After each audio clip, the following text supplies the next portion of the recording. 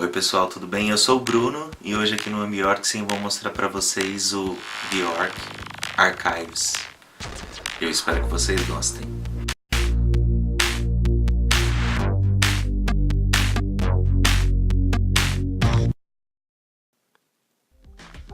O Bjork Archives foi lançado na ocasião da exposição retrospectiva da carreira da Bjork, que aconteceu no MoMA no ano passado.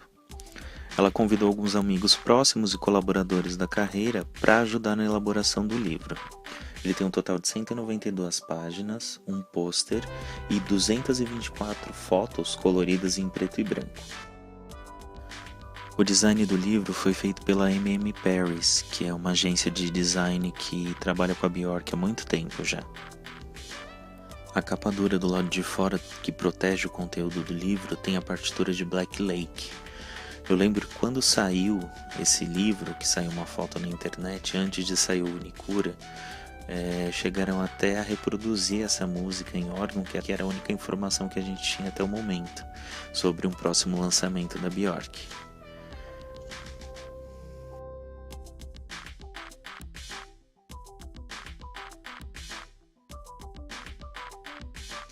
Esse livro é dividido em 5 partes. Ele tem a introdução, que é feita pelo Klaus Biesenbach, que é o chefe curador do MoMA, e também foi o organizador da exposição.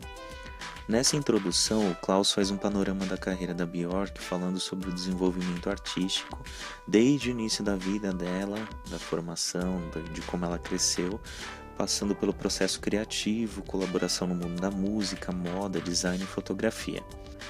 Ele diz que a exposição e a publicação consolidam o lugar da Bjork na prática contemporânea e celebra também a música que é tão significante e original, as composições dela, as performances e as apresentações visuais. A capa da introdução contém uma linha do tempo que mostra desde o nascimento da Bjork em 1965 até o ano de 2015, que foi o ano do lançamento da exposição.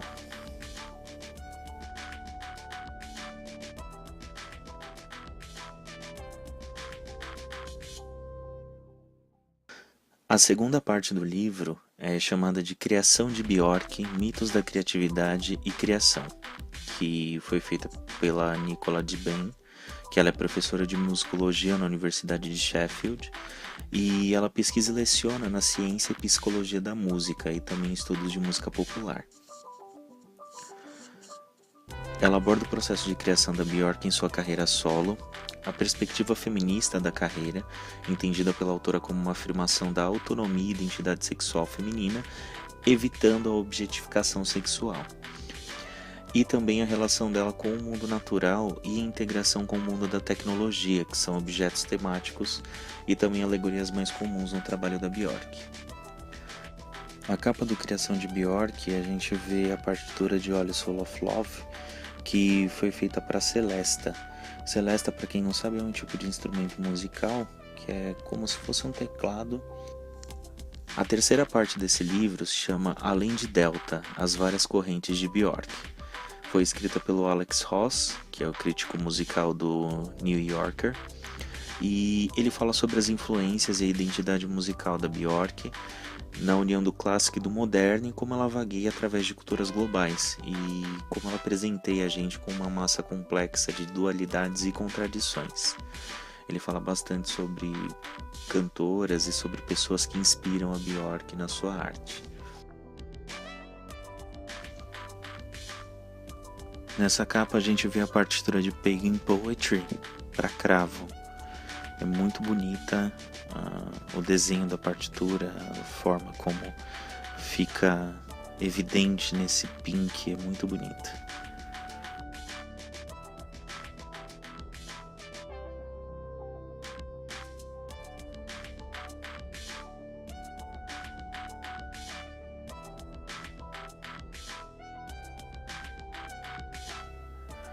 O quarto livro se chama Esse Abismo Ensolarado do Futuro Logo Aí Perto de Você. É uma conversa filosófica entre a Bjork e o Timothy Morton, que é um autor acadêmico. Para quem não conhece o Timothy Morton, ele é defensor da ontologia orientada aos objetos, que é uma nova filosofia que mostra como coisas não humanas, pode ser uma música, um lápis, uma mesa, são tão ricas, especiais e vivas como a gente acha que os humanos são, e como elas influenciam as outras. É basicamente uma troca de e-mails entre a Bjork e ele, e a Bjork convidando ele justamente para ajudar a defini-la, digamos assim.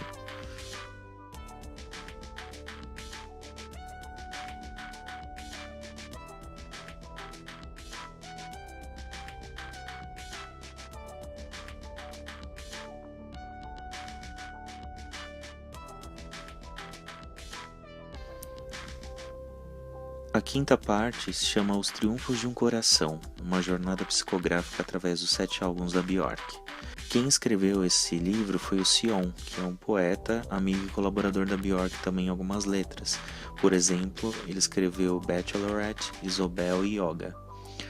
E nesse livro ele escreveu um texto poético baseado nas personas dos álbuns da carreira da Bjork.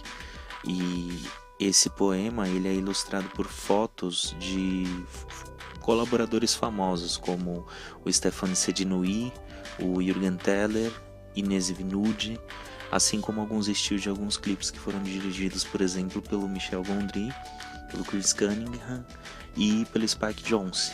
E também tem foto de algumas roupas de alguns estilistas que já trabalharam com a Bjork, por exemplo, o Alexander McQueen. Esse poema, ele dentro da exposição era apresentado através de um aparelho de áudio que era entregue aos visitantes. Era como se fosse um audioguia. Então você ia passando pela exposição ouvindo esse poema.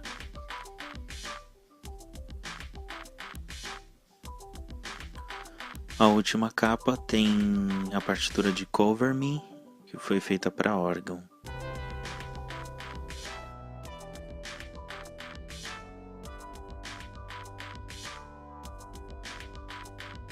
Vem também com uma cartela de adesivos com todas as capas dos lançamentos oficiais da carreira da Bjork, desde o debut até o Biophilia Live. Eu ainda não tive coragem de usar nenhum deles, eu acho que eu também não vou ter, e se eu for fazer isso vai ser quando eu comprar uma outra edição, e eu acho que mesmo assim eu não vou ter coragem de utilizar.